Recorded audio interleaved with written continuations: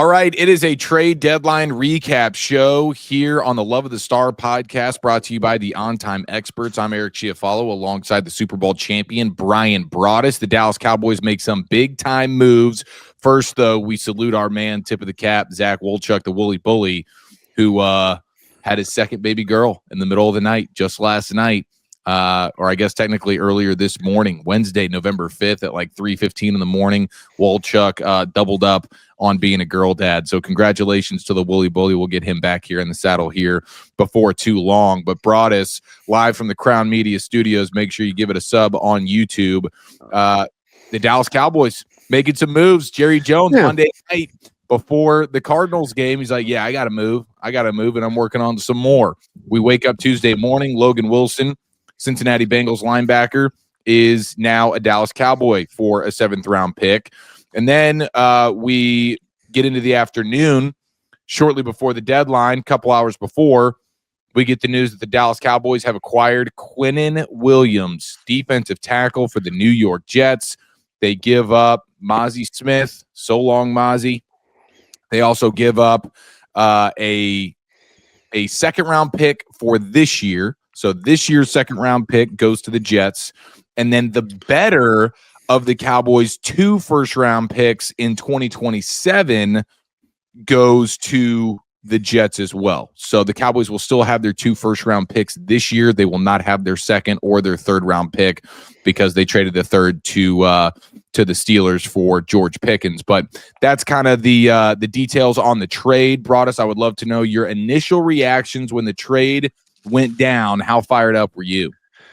Well, I was in that mode right now where we were trying to kind of follow along maybe what direction they were going. We, as a media, we got really invested, and maybe because we're some Cowboy fans too, we got very invested in trying to make that big splash of a deal. We were thinking, how do you get Max Crosby? That was like one of those,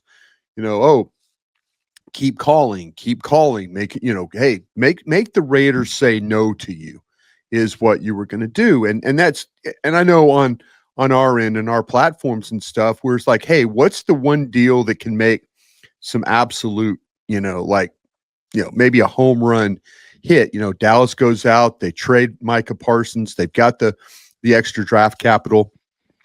And now it's, okay, how do you invest that draft capital to maybe go get something that could help you right now and then maybe help you in the future with, being under control and with a contract. So it started that way. You and I worked the Cowboy game the other night for 105.3 The Fan, doing the pregame show. And leading up to it, we were trying to talk about, okay, it doesn't seem like it's Max Crosby. It's now going to be a guy like Chubb from the Dolphins, and all of a sudden you started hearing that name, Bradley Chubb. Oh, Bradley Chubb's he's in play here. The Dolphins are having a fire sale. So it went from that to kind of figuring out like, okay, well, maybe that won't cost you a first-round pick, but will it cost you something else? And then it went from, well, maybe not Bradley Chubb to, okay, let's take a step down. Let's take a couple of steps down. And, and you're kind of like, you went from this feeling of, wow, they got a shot here. If they just could pull this deal off, they've got a shot, with Crosby. And now you work your way down to, well, it seems like they're making very small moves just to help, nothing that's going to really move the needle. And then all of a sudden, it turns around where Jerry Jones is on with 105.3 The Fan. He's talking to Sean, RJ, Bobby about being on the phone. I'm already been up 5 a.m. Now you're wondering, and I'd like to know this. I'd like to know, did the Cowboys make the call on Quinnen Williams, or did the Jets make the call on Quinnen Williams? Were they, Dallas was a team that was very much interested in Quinnen Williams when the whole Micah Parsons thing was going down. And you wonder if the Jets circled back. I'd love to know that. Why, where did the Cowboys go, well, hey, we see what you're doing with Sauce Gardner. Did the Sauce Gardner trade motivate the Cowboys to circle back with the Quinnen Williams thing? Or were the Jets the one that, like, listen, we moved Sauce Gardner. Let's see. Dallas has got multiple ones. Let's see if we can pull a one from Dallas here, and sometimes plans like that materialize. And then sometimes Dallas is like, or teams are like, nah, we're good. We're going to hold our picks and all that. So I think that the Jets probably caught the Cowboys in a situation where the Cowboys were still interested, even after the Arizona loss, we're still interested in making a move. This very easily could have been after the disappointment of the Arizona game, where it's like, nah, we'll just get the linebacker and that's it. Won't worry about anything else. But maybe the fact that Jerry Jones was, not too happy after that game, and the fact that he stood on the podium and basically told everybody, hey, I've got a deal done. I've got something I'm working on. That he had to follow through, and Quinnen Williams happened to be the target. But man, I'd like to know if Dallas was the ones that made that call or the Jets made that call, because that would tell me I think Jerry Jones was pissed after that game against Arizona. And I felt like that at that point in time, he had that, well, I've got something here. And, Jerry, and this is where maybe Jerry the showman, Jerry I'm going to deliver here guy, I'm going to do this, because I have to do this. Quinnen Williams is a damn great, to me, it's a great trade. I think Quinnen Williams is a hell of a football player. I mean, when we started, when I was watching Quincy, Quincy Williams and all, I was watching these guys, play for, when I was watching the Jets and watching the linebackers and stuff. And you notice Quinnen Williams. I mean, you notice him playing in the games. And so to me, I'm happy for that. And I think it's a really good trade. I don't necessarily agree with some of the others that said, nah, you're giving away valuable draft capital. This is where national media doesn't have the advantage that you and I have, Eric, and others who work in this market. We know this football team. We really know this football team, and if you watch it play, there are some deficiencies that they've had.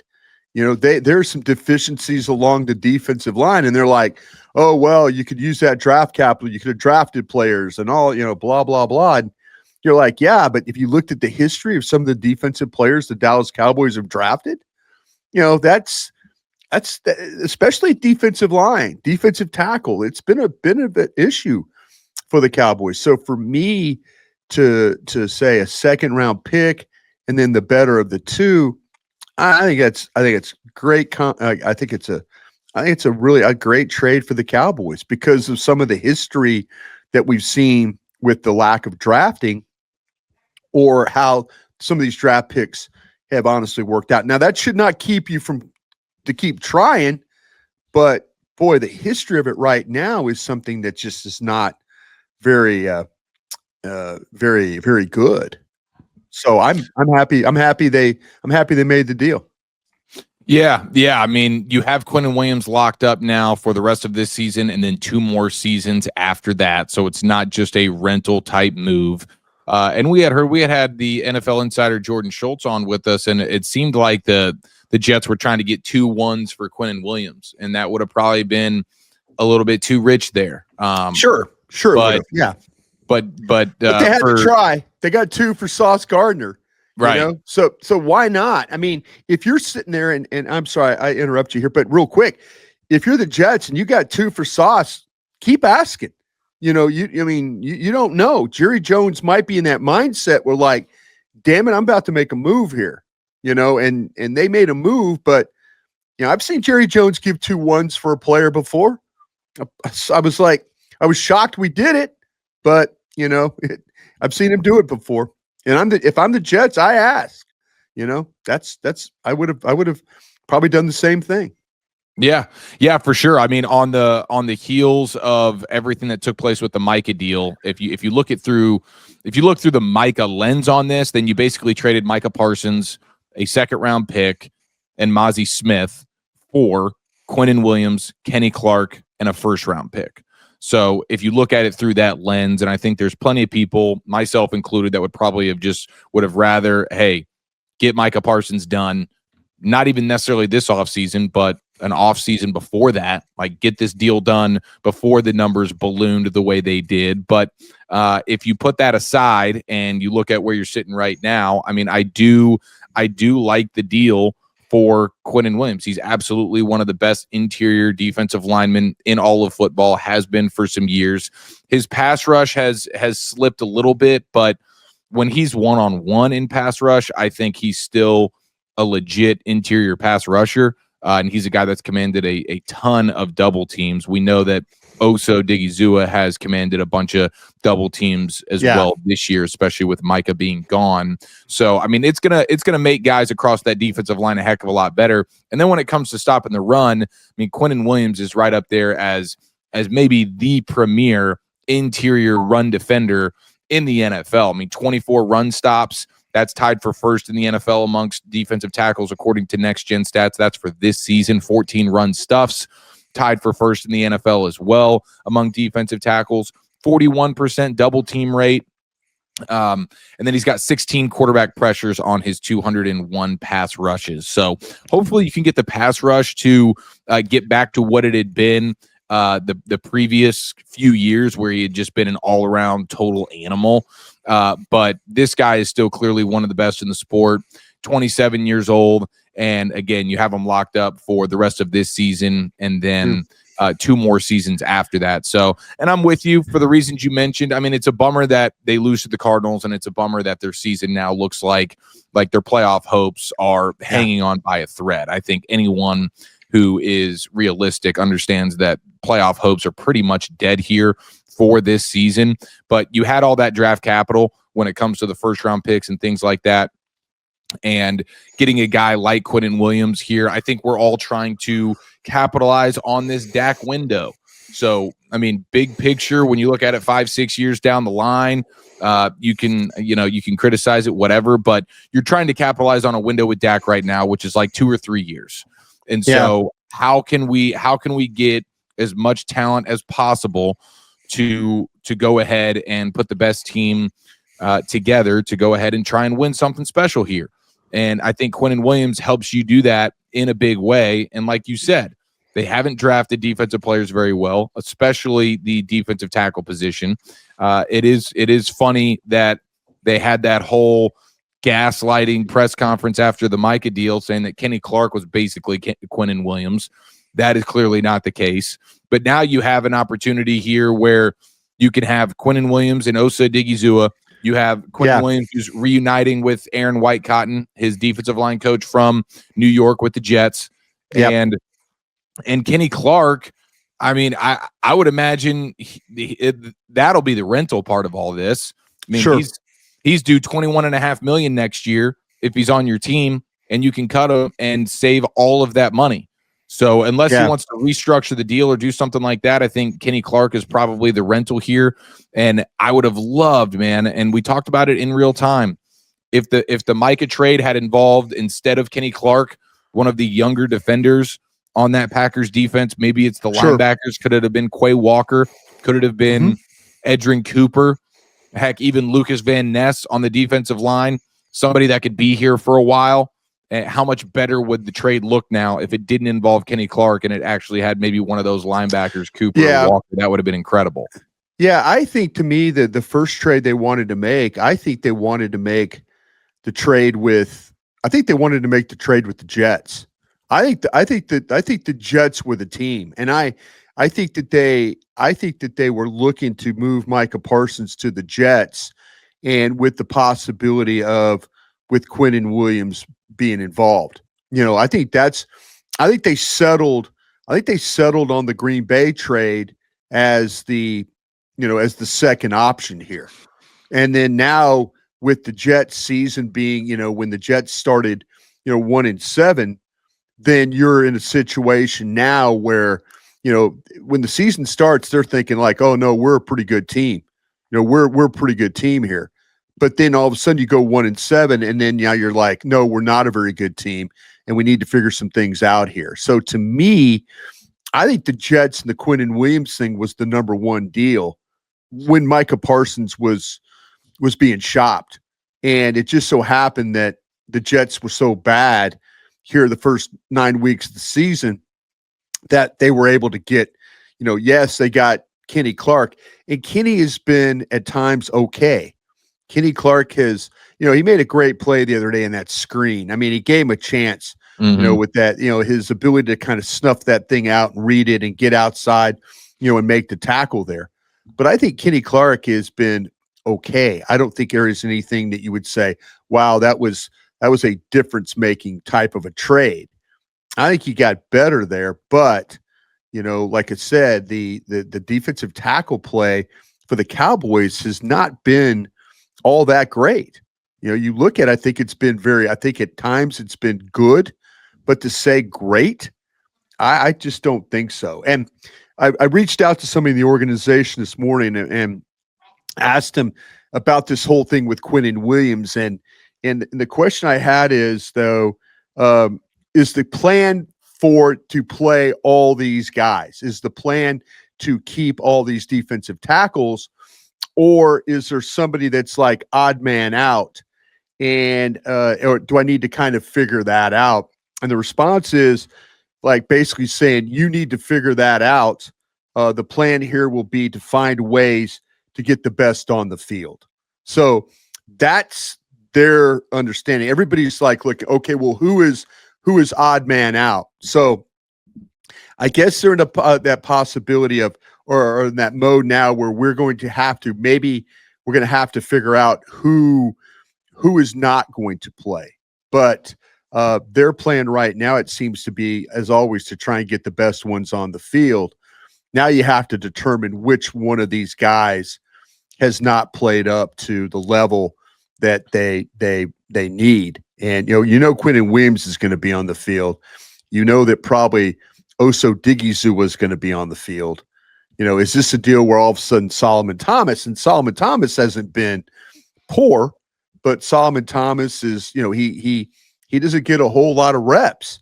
So you wonder, is this a Solomon Thomas reduction in time, or are we going to see something with JT not being active and things like that? So it's they're going to try and get their best ones out there and let us try and figure that out.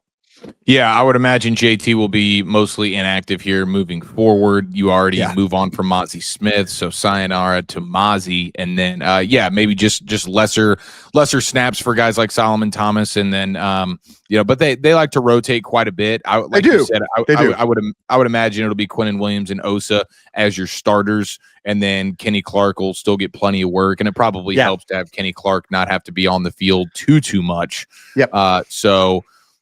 It'll be fun to see how this impacts everything. Dak Prescott was quoted as saying, "I'm bleeping pumped," and you can quote me on that. So Dak was fired up about this move. You're going to get now Quinnen Williams. You'll have Overshown coming back here. It looks like after the bye week when they go to Vegas for another Monday night situation. You now have Logan Wilson. You probably get Malik Hooker back. Donovan Wilson should be returning here soon, and then the rookie corner Savon Ravel as well. So you're going to get some interesting reinforcements.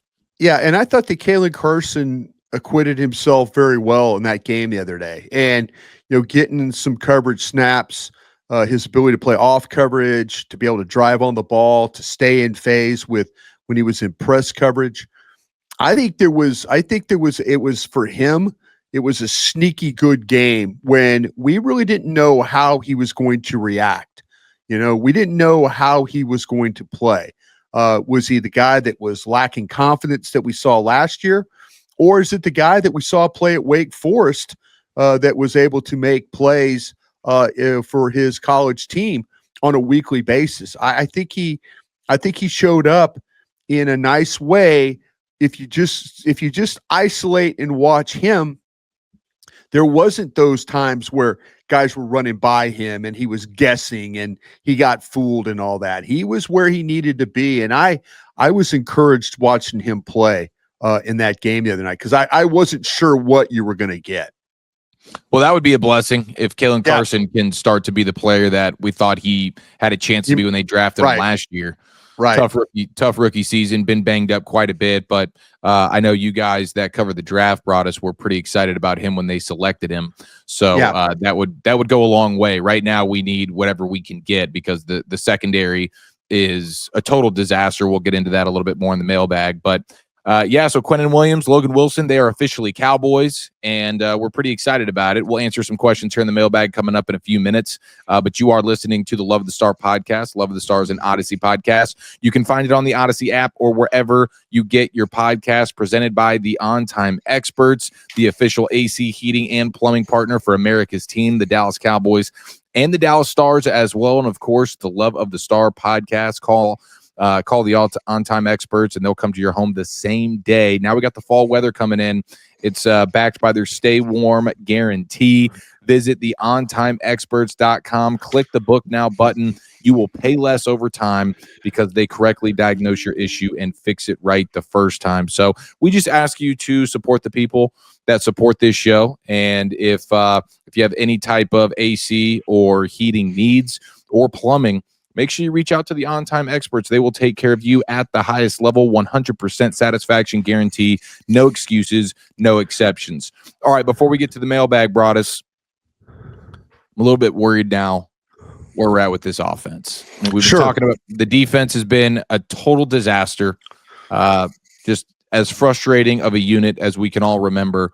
And the offense had been doing all the heavy lifting. And now you've seen back-to-back weeks, Denver, Arizona, and moments in that Carolina game as well, where the offense has started to dwindle a little bit. And I think a lot of it has to do with the offensive line.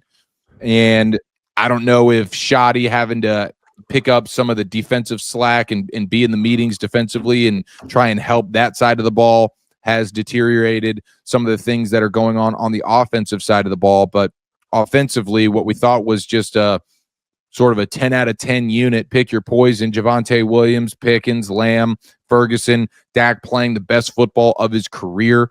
And then now you get Denver and Arizona, where Dak's not quite as sharp, and the offensive line is a bit of a struggle bus. The red zone issues. I mean, there's a lot going on here now that I'm trying to figure out, man. Is the offense starting to sputter? Yeah, I think that, to me, where there was some questions about where Schottenheimer's attention was with the defense now. Is that taking away from the things on the offense? I don't think that's the case at all. I think you've played some teams defensively. I think that the Denver Broncos, clearly one of the better defensive units in the league. When you look at their pass rushers, you look at their inside three, you look at their ability to cover. The issues you were going to have with the Cardinals was that you were going to have to deal with the cover four, but we all kind of knew going into the game that Dak Prescott was a cover four killer. And so that, hasn't been, that wasn't particularly the case in that game. Where Dallas had its issues was the lack of pass protection. Dak had been there. This offensive line, and maybe we should have seen this coming, Eric.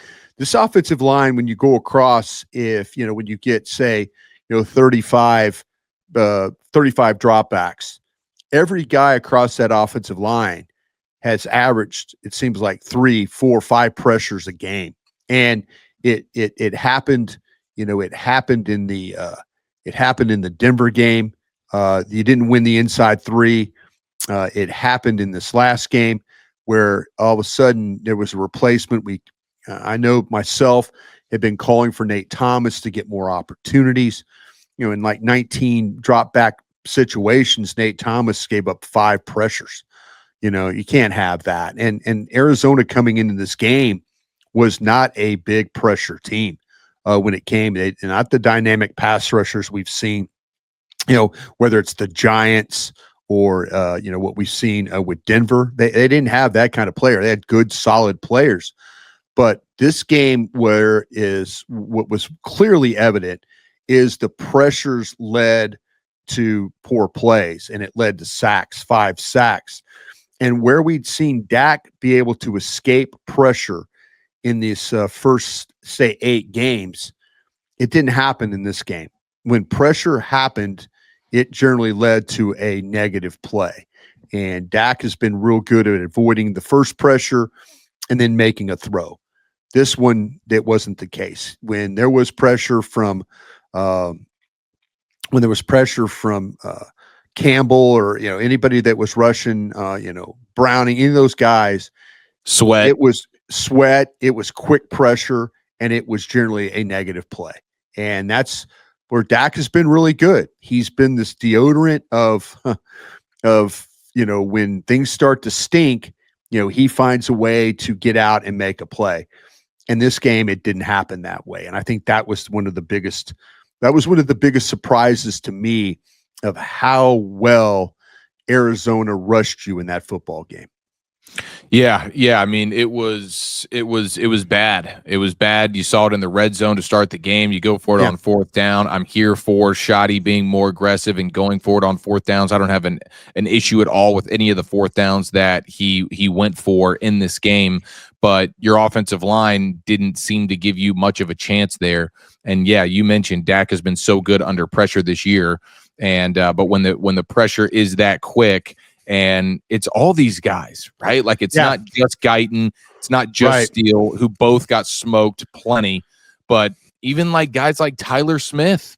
Yeah, you're the guy that you paid, and I know he's dealing with the knee tendonitis, and I'm sure that is affecting his play right now. But he doesn't look like the same dominant force. It was Cooper Beebe's first game back, right, from injury, and he was just okay. And then you have Tyler Booker, who is going to have some growing pains as a rookie. That. So it's like across the board, every one of these guys, in particular with the pass protection, it's like, man, this is not looking the way that you want it to look. And they punt on Steele at some point in that game. They bring in Nate Thomas, and like you said, he struggled as well. About 12 minutes left in the 4th. That's when we saw Nate Thomas come into this game. So, because Steele had gotten tore up pretty good. So I get why they made that move, but I wonder if, and I don't know if they would be interested in doing this at all, but flopping guys around. Yeah, I mean, isn't Tyler Guyton really more of a right tackle? That's what he was in college, and Nate Thomas is more traditionally a left tackle. Like, would it make sense to put Nate Thomas as the left tackle and Tyler Guyton as the right tackle? Or is that fantasy football Mike McCarthy style? Yeah, it's a fair question, and this is the answer that I would give you. Even Guyton at right tackle is like a small sample size. If you really go back and look at him and when he played at Oklahoma, it's like 8 games. It's 9. It's not this like, wow, we've got 20 some odd games to work with. I can't tell you with certainty if he's a better right or left tackle. Just on the sample side. I think there's positive things about that I've seen with him. Like in the Denver game, I thought he was a positive player in the Denver game. Yeah, he gave up. But when you're talking about Nick Benito going against that guy, snap after snap after, and being by himself about 83% of the time in that game, I mean, they leave these tackles out there. I was really, it was a loss against Denver, but I think the inside, I think Tyler Smith and I think that Hoffman and I think that Booker were not very good in that game. But I kind of saw some positive stuff with Guyton as the left tackle against the Broncos. Where they've had problems really is on that right side, and that's why I think they made the switch.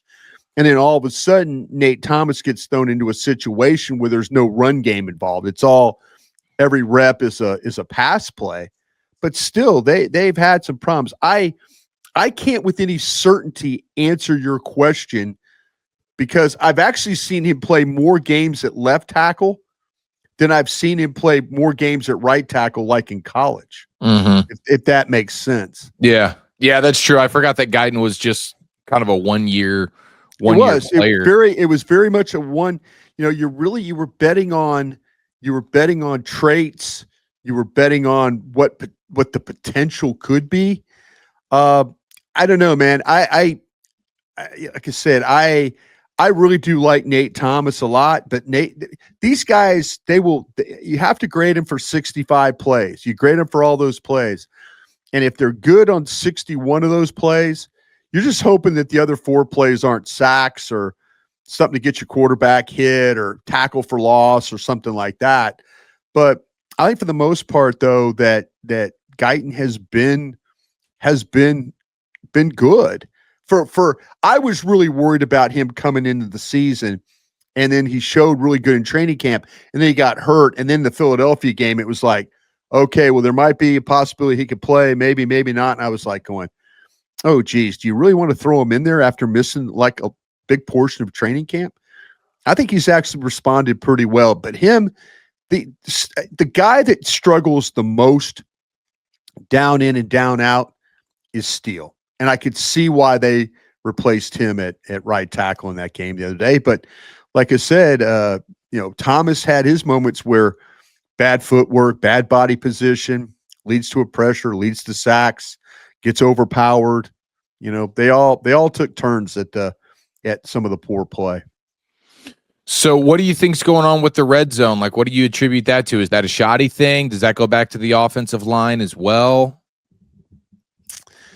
Yeah, I think to me, you've got, I'm not going to say creativity, because when you do run it, you seem to find ways to get it home.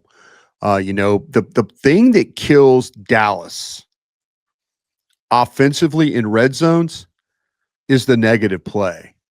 How many times have they driven the ball? They're in the red zone. They're inside the 10. And like they run the ball with Williams going to the left, and they don't block. They don't block the backside edge, Nolan, or the tackle, and he comes flying down, and then it makes a negative. And now they're behind. And they have to. I think they've struggled with the rhythm they get into getting down there. I think they struggle with the rhythm of play calling down there at times too. And I mean that in what he wants to do, and how he wants to handle things. Oh, we got a cough. That was a good cough. Well, you need to. Was it on the mic? Could you hear it? No, not at all. Well, I was hoping you would talk while I cough, but you kind of threw me. You kind of threw me under the bus there. I've got a problem with my throat right now. Is that cranberry? Are you drinking cranberry juice this morning? I am, and you know what? As a teammate, when you see I'm in distress, you should talk. It's like Radio 101. I'm sorry. I was struggling, but no, you want to sit there and lay out and watch me like spit up a lung and then drink cranberry juice to try and help it. I thought you were still mid-thought. I thought you were. No. I was struggling. I was hoping you were seeing that when you saw me turn off the mic. I was hopeful that you would. I'd hope you'd be a great teammate, but obviously you're not very. You're pretty much like. I would say that you're kind of like a little bit like Kenneth Murray. You're not very observant in situations. That is a huge indictment if I am the Kenneth Murray of podcast hosting. Yeah, thanks for helping me out there, Eric. I really appreciate it. I raised my hand up. I get a negative grade for that one. You mentioned like that first drive when they get into the red zone and then they first down, hand it off to Javonte Williams, and Walter Nolan makes the play here. Right. Is Tyler Smith supposed to block him on that, or was he supposed to leave him free? Okay, so Smith kind of screwed that up. Yeah.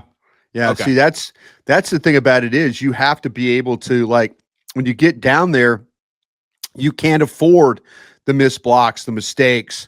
You can't, great example, the Green Bay game. When Dak Prescott drops back to pass and you got a one-on-one block, which is probably a terrible idea, of putting Jake Ferguson on Micah Parsons. Yeah. What happens down there? Sometimes coaches get really cute and they're thinking like, oh, we could trick them. We could do this. We could trick them this way. And then all of a sudden they get cute. Yep, they do get cute a little bit. Thank you. And it doesn't work out. So see, you're in a situation where they try and block a guy one-on-one. What happens? Dak scrambles to his left. Now he's in a situation where he gets run down from behind by Micah Parsons, and now you have to do something else. It's a negative play. You have to kick a field goal, something like that. So, yeah, they've struggled. They've struggled with execution when they get down there. I think they've also tried to get a little too cute, even though handing the ball to Williams is probably the right thing. If you miss a block, then that's going to set you back. And I think when Dallas has a negative play inside the 10, almost every time it seems to knock out their ability to finish that drive. Yeah. And then you add on the penalty factor. They've had some penalties in the red zone as well, talking about negative plays there. And they had a bunch the other night, and then the turnovers as well. So the penalties and the turnovers are going to have to get cleaned up. That's hopefully something that you feel like is not going to continue, at least when it comes to the turnovers. But the penalties have been a pretty consistent issue for this team all season long. Anything negative throws these guys off track down there. Yeah. All right, there's a little look at the offense there, and you're listening to the Love of the Star podcast. Love of the Star is an Odyssey podcast. You can find it on the Odyssey app or wherever you get your podcast, presented by the On Time Experts, the official AC heating and plumbing of the Dallas Cowboys and the Dallas Stars, and of course, right here on the Love of the Star podcast. Call them the On Time Experts. They'll come to your home the same day, and it's backed by their Stay Warm guarantee. Visit theontimeexperts.com. Click the Book Now button. You will pay less over time because they correctly diagnose your issue and fix it right the first time. All right, let's go ahead and get into the Dean Julia mailbag, and plenty on the defense here. We're all excited about the addition with Quinnen Williams and Logan Wilson. You're going to get some guys healthy coming back, but the defense continues to be a total disaster. The Arizona Cardinals didn't have a drive all season that went 74 yards. They had back-to-back drives that accomplished that versus the Cowboys. 3rd and 16, no problem. Here we go. Jacoby Brissett, Marvin Harrison Jr., and Trey McBride, like you name it, all these guys. The tackling was terrible. And the stat that jumped out to me on the broadcast for Monday Night Football, 18 of 18 3rd and 1 conversions versus the Cowboys defense this year. They have not forced a 4th down on any 3rd and 1 this season, which is just absolutely jarring. You have guys that, Marquise Bell, I don't know that he's an NFL caliber player at this point anymore. He's totally regressed in a huge way. Yeah. And your linebackers are still a problem. And Deron Bland was a big one too, where he's had a tough season. I thought the Commanders game, he started to find himself. Granted, he was going up against a bunch of wide receiver 4s in that game, but he gets the pick 6. He had some really nice, strong tackles in that game. And I love Deron Bland, and I love the mentality that he plays with. But even the tackling was poor from him on Monday night, and he just got bullied by Marvin Harrison Jr. throughout the game. The touchdown where he falls down, it was like, I can't believe I just saw this. And so our first question comes from Anthony Phillips. At what point do we start to worry about Bland? He's looked pretty awful this year. Yeah, and you wonder if, in fact, it's confidence or it's health or it's a combination of a lot of things. I kind of felt like, and I know people disagree with me, I kind of felt like that they went after him in this game. And they probably felt like, and there's people on Twitter, X, the Doing All Right podcast that like, no, Broadus, he just happened to be against their best receiver. And there's a lot of teams that won't throw at, if he's your best corner, there's a lot of teams that won't throw at your best corner. They'll find, they'll go find, Elam or Reedy Stewart or some Bridges. Yeah, they will go find another guy. You can't tell me that a guy had 12 targets at him, wasn't just throwing at the best, throwing to the best receiver. they clearly could have gone after Bridges and anybody else, Elam, anybody else that lined up on the other side, and it probably would have been a smart thing to do.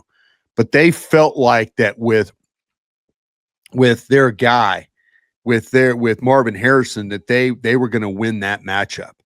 So, and rightfully so, they were proven right. They went after him.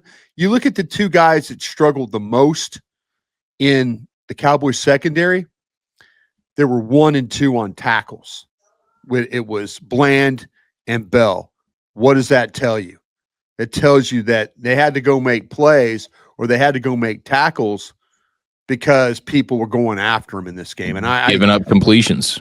Now, when you're giving up completions, me personally, I would have felt like, hey, if you throw throw the ball any other direction but Bland. But I don't think the Cardinals thought that at all. I think they were confident that they could line up Harrison over him or anybody that they wanted, Wilson or anybody, and they could make plays on him. Yeah. Yeah. And we've seen Bland struggle versus the bigger receivers throughout his career. DK Metcalf, of course, everybody struggles with like a Jamar Chase or something like that. Sure. But Marvin Harrison Jr. was no different there. So, yeah, I'm starting to get pretty concerned here, especially after you just paid this dude. And there's something weird about the Cowboys paying. It might be his health. It might be his health. His health might not be.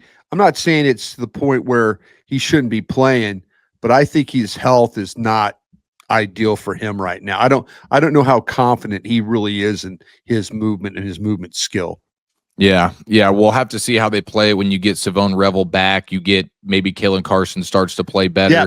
Does Deron Bland just need to be playing in the nickel a little bit more? I don't know. I mean, you do love that versatility that he brings, but right now he is not playing anywhere close to the player that we remember him from a few years ago, or the player you thought he was going to be when you paid him.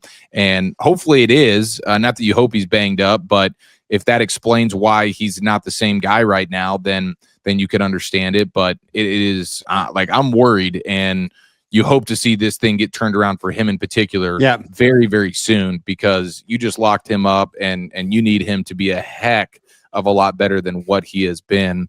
Okay, John Hyla Jr. asking about, what type of cuts could we see? Because you're going to have all these guys coming back with Overshone and Revel and Hooker, and you just made some trades and maybe Winfrey and stuff. Like, who's going to end up being the odd man out? Do you have anybody in mind that you think could be demoted here as it pertains to trying to get the roster looking the way that you want it to when you get these guys back? We've already seen Malik Davis get put on waivers yesterday. So yes. I think this is not going to be. I don't think this is going to be difficult for the Cowboys. I really, really don't. I think let me pull up my R lads if I could, and just kind of give you a walkthrough on it. But yeah, I kind of feel like that Dallas is. I think Dallas is kind of in that mode where you could pretty much pick. You could pretty much pick who you want to pick, and I think you would. I don't think there would be much of a fight from that. You've already moved on from, like I say, you moved on from the Mozzie Smiths of the world. That was always a guy. I think they would do. Yeah, exactly. You could look at. I mean, do you move on from? You don't know anything about Jonathan Mingo, but are you keeping that one around? It seems like that they don't really aren't feeling too confident about that one. He seems to have a hard time getting on the field. I don't think you particularly want to do anything with Cornelius, the young offensive tackle. But do you do something with Adeniji? I could say that might be a veteran guy if you kind of feel like that you're going to be okay if you're going to keep Cornelius around, then Johnny Cornelius, then you can move on from one of those guys. What's the situation with Jaden Blue? I mean, he goes from being a guy that was inactive to being active, and then all of a sudden, like Malik Davis is, maybe they've determined that, like, listen, Blue needs to be on the field, and that's why they moved on from Davis. Mm-hmm. But you could look at this. you could look at this defensive group as well and start to kind of pick off some guys. I mean, would you move on from Murray? Might very well do that if in fact you feel like that Logan Wilson could be that guy. Would you move on from Clark, the linebacker? Damone Clark. Mm-hmm. Would you move on from? I know Dante Fowler, or would you move on from Sam Williams? I mean, I don't think they want to move on. They might move on from Jay Toia. To me, there's not going to be one of those things where I'm going to completely stress about, I'm gonna look at this team and I'm gonna say Bridges could be a guy. We've seen that thing. I think that they somewhat like what they've seen from Stewart, but yeah, none of these guys are making me think. None of these guys are making me think that, wow, I've got gonna have a tough decision there. I just named off like 8 guys that you could absolutely move on from. Okay, and then finally here, last questions. Brad Wright is asking and referencing Isaiah Stanback, who said that getting a guy like Quinnen Williams at defensive tackle is going to help all levels of the defense improve. And he just wants to know if we agree with that and why or why not. Yeah, I think that, to me, it clearly, if in fact that you're not having guys run onto your linebackers, always helps. Yes. Now, Dallas will do stuff. Dallas will do stuff at linebacker that doesn't necessarily coincide or coexist with what's going on in front of them. They will overrun a play on their own. They will take themselves out of position on their own. So does it help solidify maybe running the ball inside or trying to get the ball a little bit to the tackles? Sure.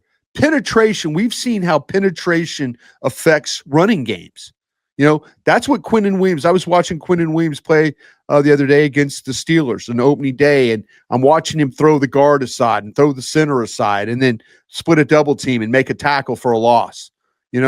That's where he's going to help you. But until Dallas, and that's why I think they went out and got Logan Wilson and guys like that, because we've seen Murray and James and anybody else play overrun plays, take themselves out of plays, run around blocks.